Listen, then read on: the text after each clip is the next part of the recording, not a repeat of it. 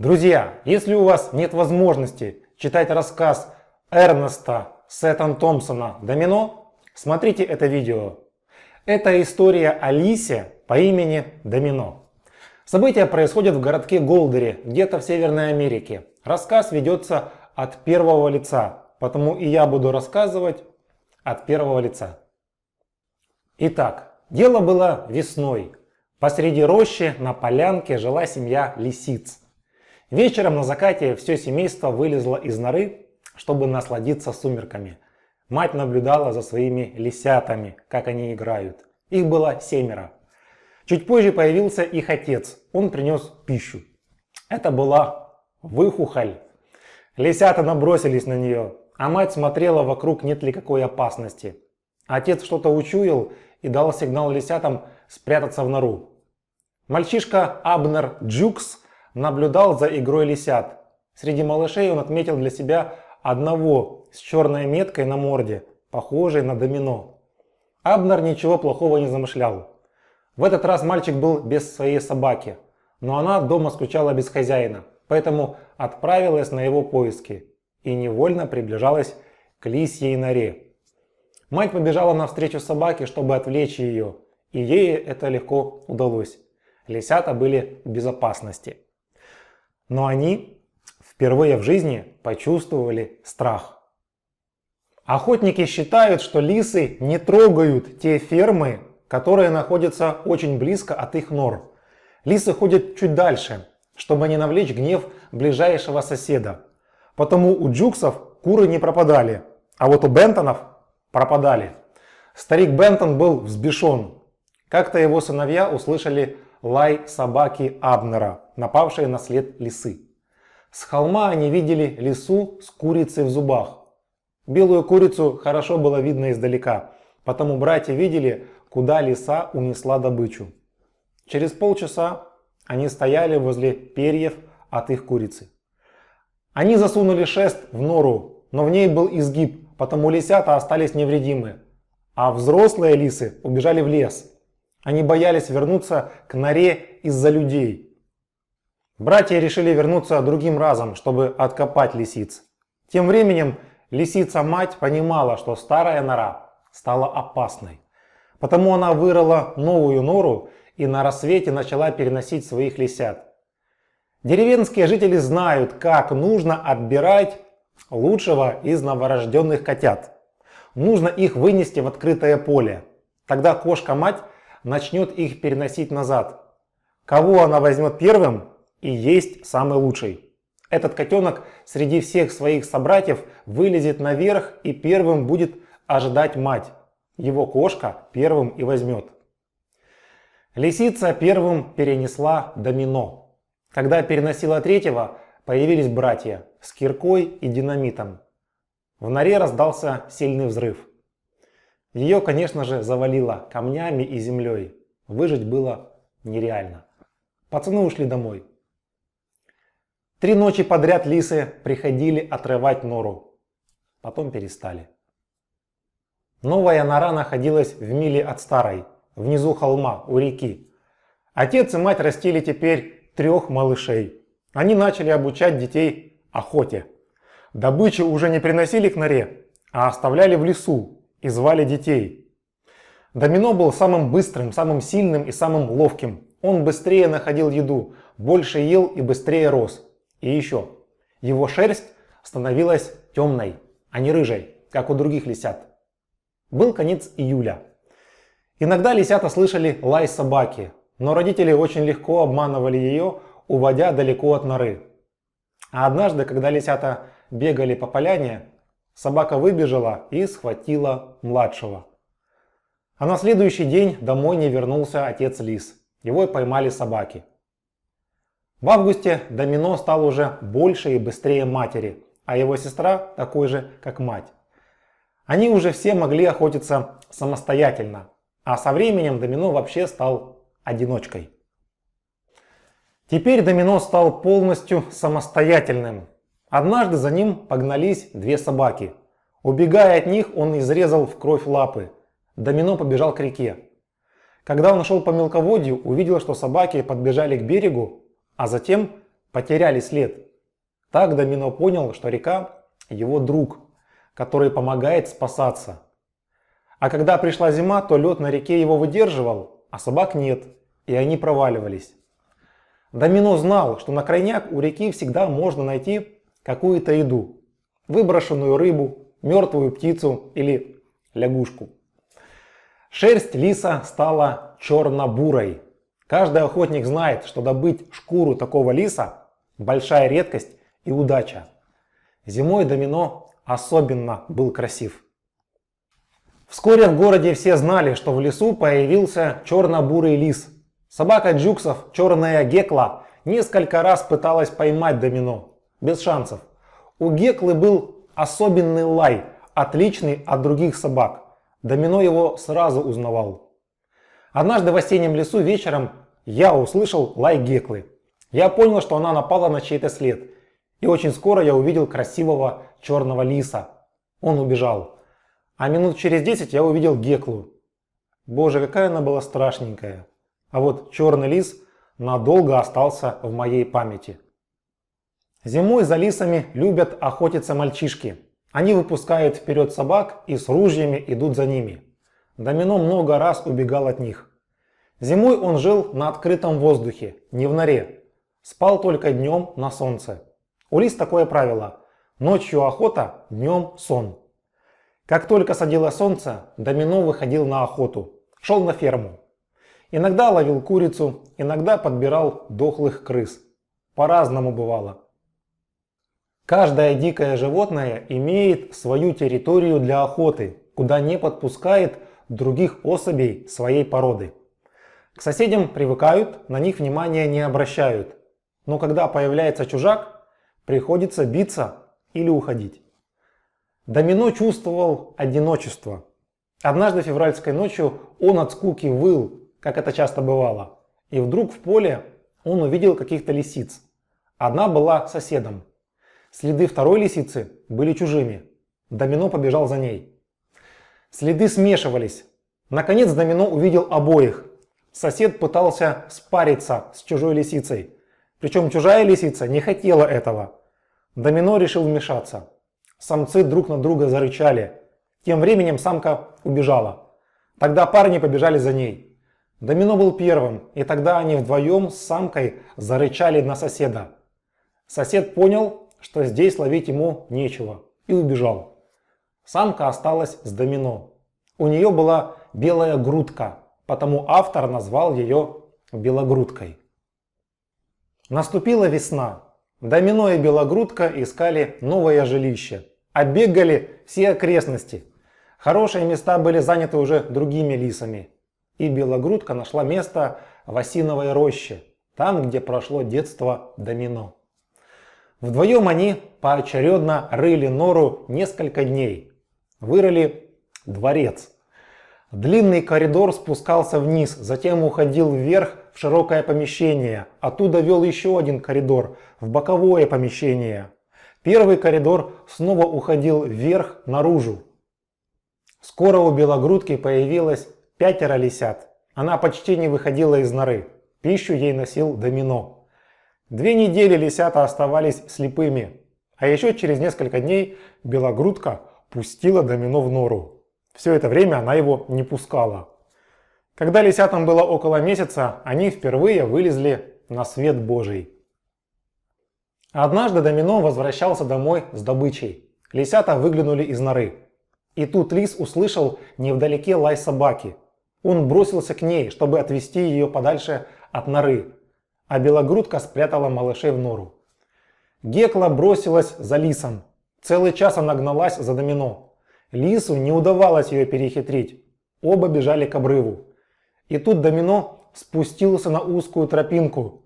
Собака на ходу упала с обрыва и скатилась в реку. Бурные потоки понесли Геклу по течению. Только через 2 мили река выбросила собаку на берег. Окровавленная, она смогла вернуться домой. Но ни этой весной, ни этим летом она не могла охотиться. Лето было в разгаре, лисята росли быстро. Родители приносили живую дичь, чтобы малыши учились охотиться. Однажды на охоте Домино встретил лежащую лань. Лани были очень редки в тех краях, потому лис никогда ранее еще не встречал это животное. Он не знал, что делать. Детеныш лани боялся лиса больше, чем Домино его. Домино подошел к лани. Она вскочила и убежала. И тут появилась лань-мама. Она погналась за лисом. Лань была быстрее Домино и несколько раз пыталась лягнуть его копытом. Домино уворачивался. Полчаса продолжалась погоня. Домино таки удалось убежать. Этот урок он хорошо запомнил. Братья Бентоны любили расставлять капканы. Вот только лисы в них не попадались, потому что Бентоны не умели правильно их ставить. Но однажды старый охотник дал им зелье, изготовленное из всякой хрени. По его словам, это зелье лишает лис рассудка. Братья опрыскали зельем все свои капканы. Для человеческого носа этот запах был ужасным, а вот для лисьего наоборот. Как только вечером Домино почуял его, то сразу направился к нему. Лис оказался у капкана. Запах манил его, опьянял. Он знал, что здесь находится капкан, но все равно приближался к нему. Домино начал валяться на спине в траве, пропитанной этим запахом. А потом капкан защелкнулся. Благо капкан схватил не лапу, а шерсть. Домино смог освободиться от него. Больше на него этот запах не действовал. Вернее, действовал, но его страшные последствия он хорошо помнил и больше не приближался к нему. Лисы по-прежнему таскали кур у Бентона. Тогда старик решил сам взяться за дело, раз мальчишки не могут поймать вора. Первым делом он обкурил капканы кедровым дымом, чтобы спрятать запах железа. А приманкой должна была стать свежая куриная кровь. Старик поставил капканы в новых местах и разбросал рядом куски курицы. Через несколько ночей Домино почуял этот запах. Запаха человека не было. Запаха железа тоже не было. Был запах дыма, но его продул ветер, и он исчез. Остался только запах курицы. Ну и Домино попался. На этот раз капкан прищемил ему лапу. Никуда он не мог деться. 2 часа Домино грыз стальной капкан. Без толку. Так прошел день, так прошла еще одна ночь. С рассветом послышались шаги. Это была лань с детенышем. Лань атаковала лиса. Домино увернулся. Потом она готова была раздавить его и ударила копытом. Оно попало в пружину капкана, и он открылся. Домино снова был на свободе. Он убежал от лани и пошел домой. Домино усвоил новый урок. Ему нужно сторониться всех необычных запахов.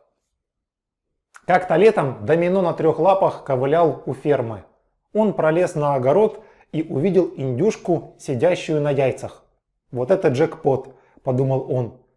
Но тут рядом показалась маленькая девочка. «О, лисичка», сказала она, «хочешь напроказить?» Домино вынужден был убежать. Вечером девочка спросила у отца: «Пап, а вот если бы ты хотел защитить индюшку от лис так, чтобы не навредить им, что бы ты сделал?» «Положил бы вокруг индюшки железо. Ни одна лисица к ней не подойдет». Тогда девочка взяла кусок цепи, подкову, еще всякую ерунду и разложила вокруг гнезда. Через несколько дней Домино снова пришел к индюшке. Он почувствовал вокруг запах железа. «Блин, понаставили тут капканов», – подумал он и снова ушел.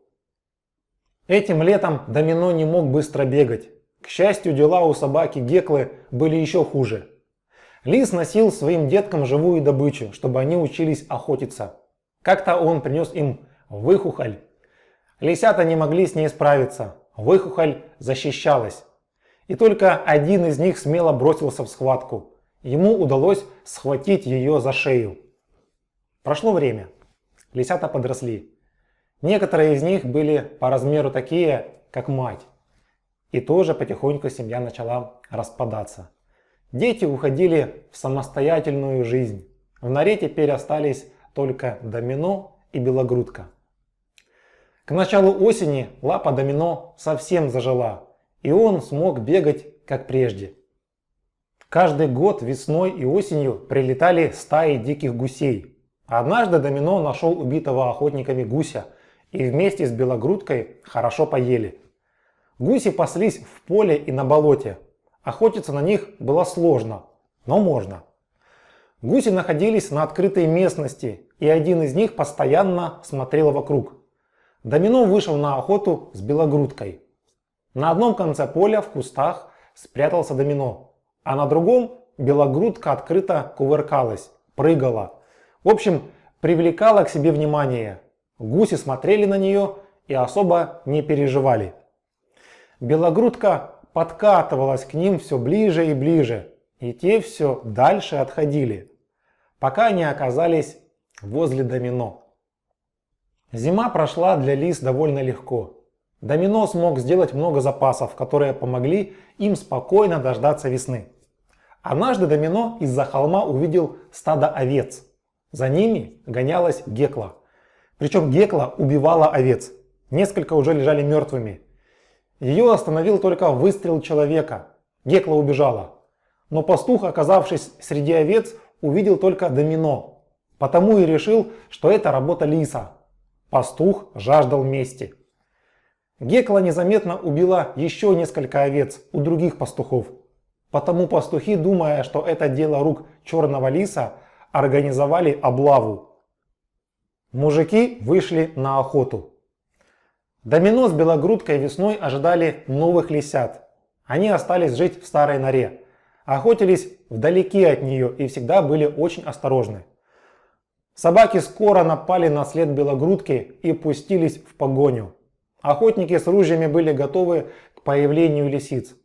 Белогрудка слышала лай собак и убегала от них подальше. По снегу беременной сложно было убегать. Она упала в реку, выбралась на берег, но вся шерсть была намочена.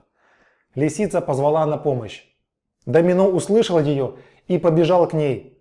Он пошел по ее следам навстречу собакам, чтобы отвлечь их на себя и дать возможность уставшей белогрудке добраться до своей норы. Домино увидел собак, они увидели его. Собаки оставили след и кинулись за ним. Домино уводил их подальше от белогрудки. Охотники в бинокль тоже заметили лиса и очень обрадовались. Одна дробинка после выстрела попала ему в бок. Домино бегал долго, а когда смог оторваться от собак и запутать следы, то пошел домой. И тут за холмом он услышал другую свору собак, свежую, а он был уставшим, голодным и раненым. Домино снова побежал, держа хвост вверху. Но постепенно хвост намокал, тяжелел и опускался. Домино ждал ночи. Ночью скрыться легче. Собаки тоже устали. Да и охотники почти все оставили погоню, кроме двух. Хозяина собак и Абнера Джукса. Домино пробегал возле фермы. И вдруг он увидел девочку. Он подбежал к ней и прижался к ее ногам. Та схватила его, втащила в дом и захлопнула дверь перед собаками. Они прыгали и бешено лаяли вокруг дома. Появился хозяин фермы. Охотники ему сказали, что лис их, ведь это их собаки загнали сюда лиса. «Он в моем доме, значит он мой», — ответил фермер. А потом сказал, что «ладно, забирайте». Тогда девочка заплакала и сказала, что он ее. Что же делать? Охотники сказали, что они дадут лису фору, чтобы тот продолжил убегать. Охотники унесли Домино и дали ему возможность отбежать на четверть мили, а потом снова спустили своих собак. Домино оторвался от них, но тут появилась свежая Гекла. Лис был истощен, лапы стерлись до крови, шерсть намокла. Домино никогда еще так не уставал. Он бежал туда, где была его нора. Солнце уже садилось. Свора собак была далеко, а вот Гекла близко. Домино оказался отрезанным. Впереди река, сзади собаки. Абнер подскакал и видел, как лис бегает из стороны в сторону, как к нему приближаются собаки. И тут Домино сделал то, что другой вряд ли бы сделал. Он прыгнул на льдину, а с нее на другую. Только Гекла продолжила преследование и тоже запрыгнула на льдину. Река понесла их навстречу гибели, к водопаду. Собаки лая бежали вдоль берега. Абнер следовал за ними.